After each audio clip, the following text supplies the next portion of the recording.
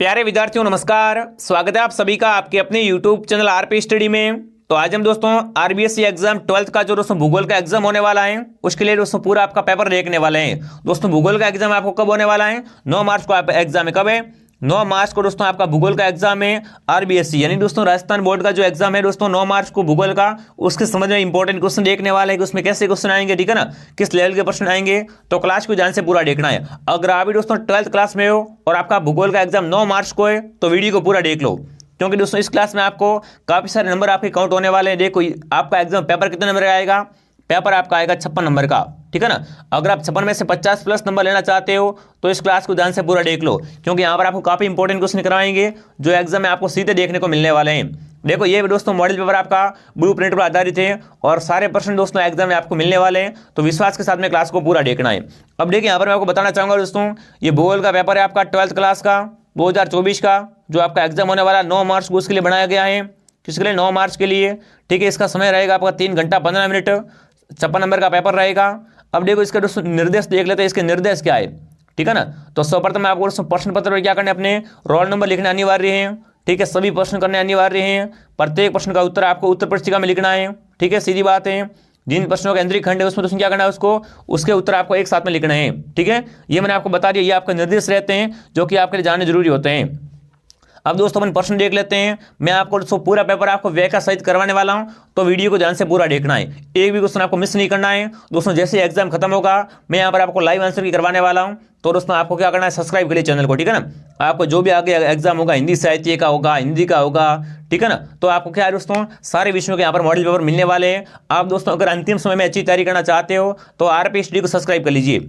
चलिए मेरे विद्यार्थियों क्लास का शुभारंभ करते हैं। देखिए यहाँ पर आपको पहला अवसर वाला क्वेश्चन मिलेगा, ठीक है ना, खंड का। तो देखिए निम्न में से कौन सा एक सांस्कृतिक नगर है? बताओ भाई, इनमें से कौन सा एक दोस्तों आपका सांस्कृतिक नगर है? तो देखिए कैनबेरा, लंदन, मक्का या ओसाका। तो देखो सांस्कृतिक नगर कौन सा आपका? मक्का। जो भी ऑप्शन सही कमेंट करा शानदार। देखो काफी बच्चे क्या गलती कर लेते हैं, जैसे कि आप पहले प्रश्न का उत्तर लिखते हो ना कॉपी में, तो आप क्या कर लो, पहले लिख देते हो प्रश्न ए, फिर उत्तर लिख देते हो, फिर आप क्या करते हो यहाँ पर सीधा ऑप्शन स लिख देते हो। तो ऐसा नहीं करना है आपको। यहाँ पर क्या करना, कॉपी में पहले यहाँ पर लिखना मक्का, ठीक है, फिर कोष्टक बना के लिखना स, ताकि उसको मालूम पड़े कि बच्चा एकदम शानदार तरीके से लिख रहा है, ठीक है, बच्चा होशियार है। थोड़ी आपको उत्तर देने के लिए टेक्निक अच्छी होनी चाहिए। तो यहाँ पर सी ऑप्शन आपका राइट। आगे बढ़े, चलो आगे बढ़ लेते हैं। काफी सारे क्वेश्चन दोस्तों एग्जैक्ट आपको एग्जाम मिलने वाले हैं, तो वीडियो को पूरा देखिए ध्यान से। अगला देखिए, निम्नलिखित में से कौन सा एक लोगों और पर्यावरण के बीच में अनवय प्रक्रिया का महत्वपूर्ण साधन है? बताओ भाई, यह कारक है। ये आपसे पूछा दोस्तों कि निम्न में से कौन सा एक दोस्तों लोगों और पर्यावरण के बीच में, ठीक है ना, अन्वय क्रिया का सर्वाधिक महत्वपूर्ण कारक है या साधन है? तो देखिए मानव बुद्धिमत्ता, प्रौद्योगिकी, लोगों के अनुभव या दोस्तों मानवीय भाईचारा। तो यहाँ पर क्या आएगा? प्रौद्योगिकी। जो भी ऑप्शन बी कमेंट करा शानदार। दोस्तों प्रौद्योगिकी कार्य क्या होता है आपका?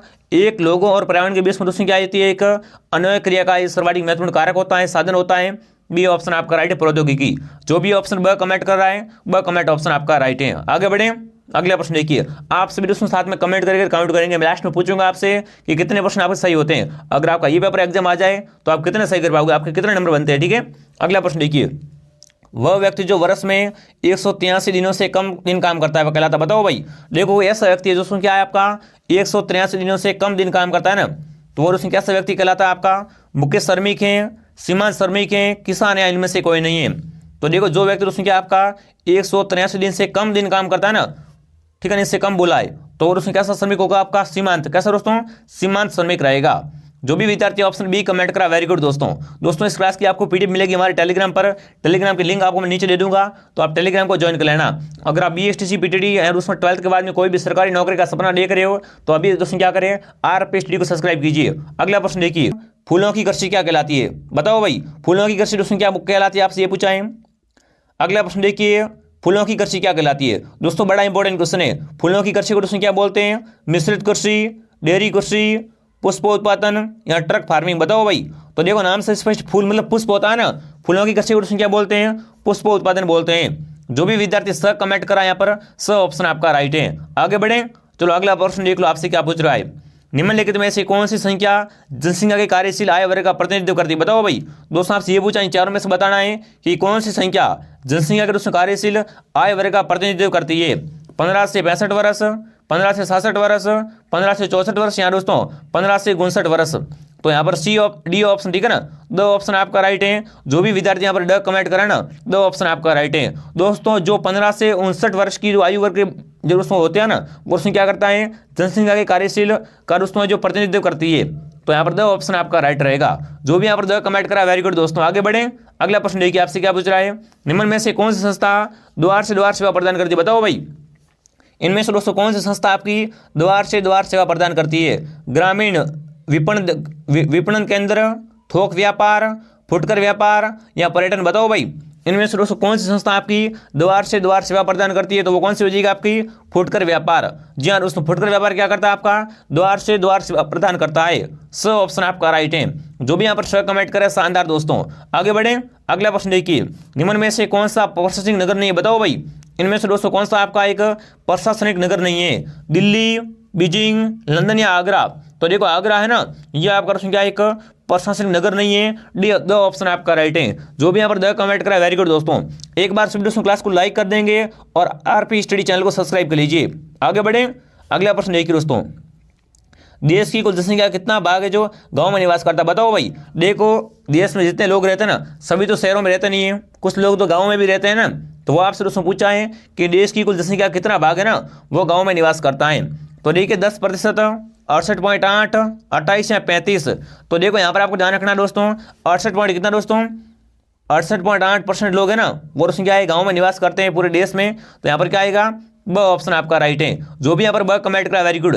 ऐसे आप क्वेश्चन क्या है, अब सर वाले क्वेश्चन देखने को मिलने वाले हैं। अगला प्रश्न देखिए, मानव विकास सूचकांक का नाम बताओ भाई। दोस्तों कमेंट कीजिए, मानव विकास सूचकांक का मान क्या है, वो आपसे पूछा है।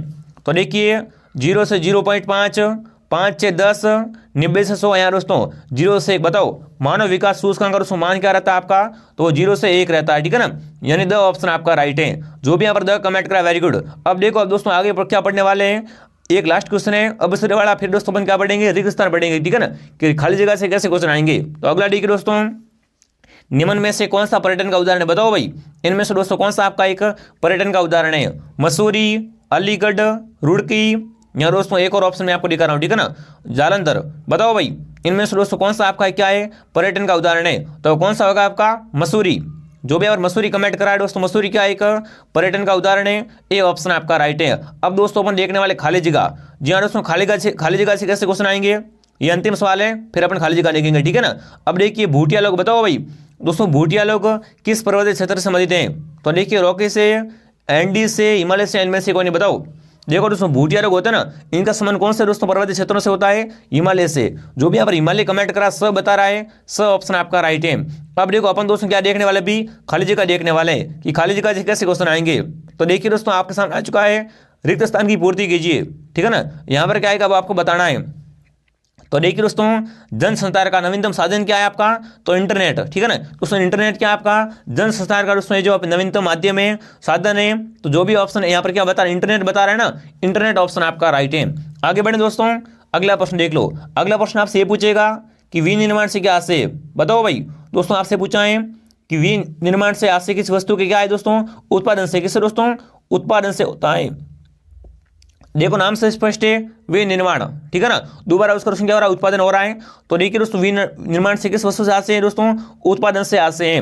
आगे बढ़े दोस्तों, अगला प्रश्न देख लो भाई। यहाँ पर दोस्तों आपसे पूछा है, यहाँ पर आएगा आपका लौह इस्पात, ठीक है ना। दोस्तों सभी उद्योगों का आधार क्या होता है, तो वह आपका लौह इस्पात क्या है दोस्तों, सभी उद्योगों का आधार होता है लौह इस्पात। तो यहाँ पर है लौह इस्पात आएगा। आगे बढ़े, अगला प्रश्न देखिए, भारत का सबसे बड़ा गेहूं उत्पादक राज्य, बताओ भाई। भारत में सबसे अधिक दोस्तों गेहूं कहाँ पर उगते हैं आपके, तो कहाँ पर दोस्तों, उत्तर प्रदेश में। कहाँ पर दोस्तों, यूपी में, उत्तर प्रदेश में दोस्तों क्या उगते हैं, सर्वाधिक गेहूं उगते हैं। तो यहाँ पर जो भी उत्तर प्रदेश कमेंट कर रहा है, उत्तर प्रदेश ऑप्शन आपका राइट है। आगे बढ़े, भारत में दोस्तों किसकी उपलब्धता घट रही है, तो देखो भारत में दोस्तों क्या है आपके स्वस्थ जल की, ठीक है ना, स्वस्थ और सही जल की दोस्तों क्या उपलब्धता घट रही है, कम हो रही है, ये आपको ध्यान होना चाहिए। अब दोस्तों आगे बढ़ लेते हैं, दूसरी खाली जगह क्या रहेगी देख लिए। ये आपकी छठी खाली जगह है, वो आपसे क्या पूछ रही है, देखिए दोस्तों यहाँ पर आपको पूर्ण दोस्तों क्या करनी है, रिक्त स्थान की पूर्ति करनी है। दिल्ली से कोलकाता में नगरीय परिवहन व्यवस्था में क्रांति किसने लाई है दोस्तों, तो ये क्रांति दोस्तों किसने लाई है, मेट्रो रेल ने। किसने दोस्तों, मेट्रो रेल ने दोस्तों क्रांति लाई है, ठीक है ना। अगर आपसे पूछ रहे दोस्तों दिल्ली और कोलकाता के बीच में नगरीय परिवहन में, ठीक है ना, क्रांति किसने लाई है दोस्तों, तो किसने दोस्तों, मेट्रो रेल ने लाई है।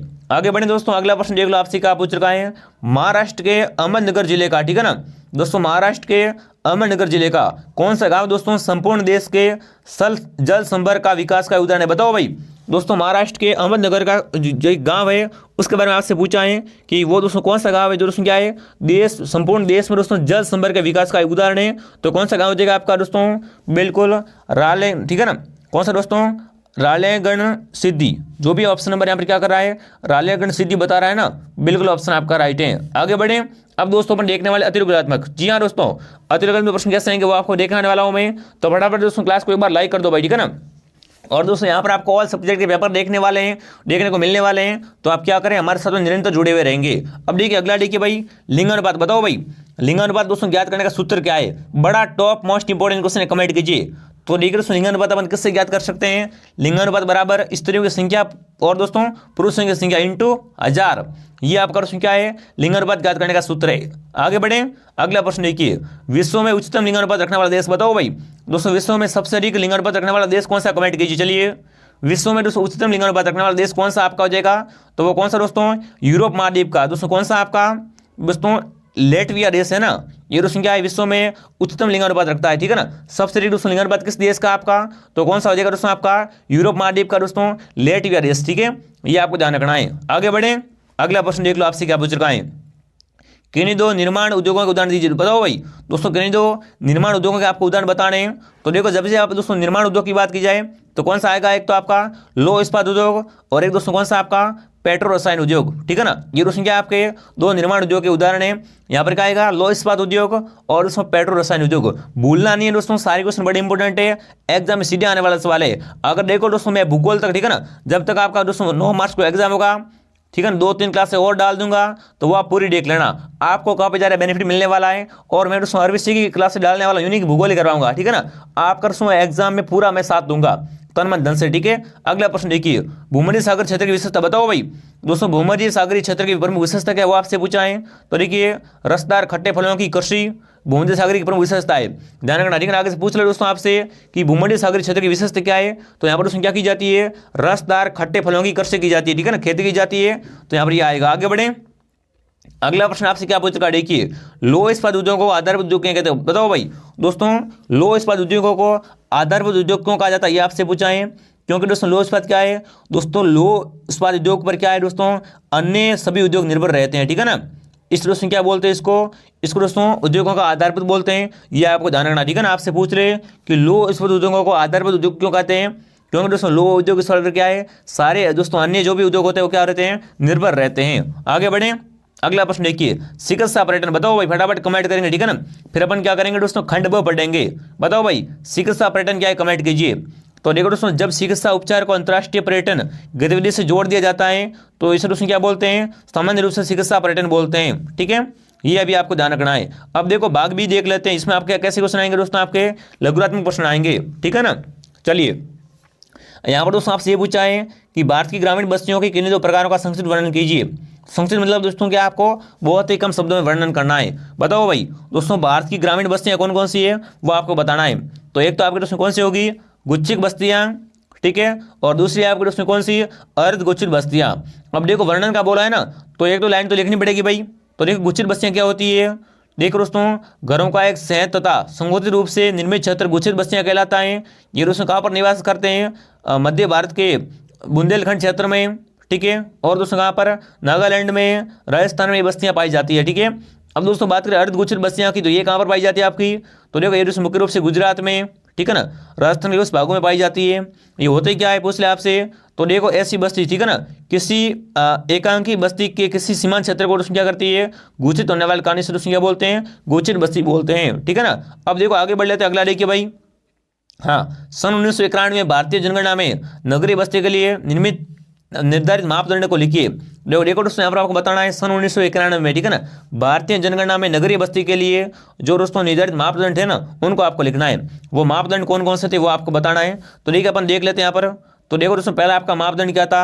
देखिए दोस्तों, सभी स्थान जहाँ नगर पालिका, ठीक है, निगम सामान्य बोर्ड तथा या अधिसूची नगरीय क्षेत्र सीमित हैं वो क्या रहे आपके कार्यरत हो, ठीक है। ऐसी बस्तियाँ जिसमें कम से कम दोस्तों क्या हो 5000 व्यक्ति निवास करते हो, ठीक है।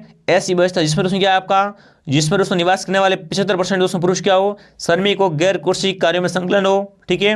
और लास्ट वाला दोस्तों आपका मापदंड क्या था आपका, ऐसी बस्तियां जिसमें जनसंख्या घनत्व दोस्तों कितना होगा आपका 400 प्रति वर्ग किलोमीटर से अधिक हो, ठीक है ना।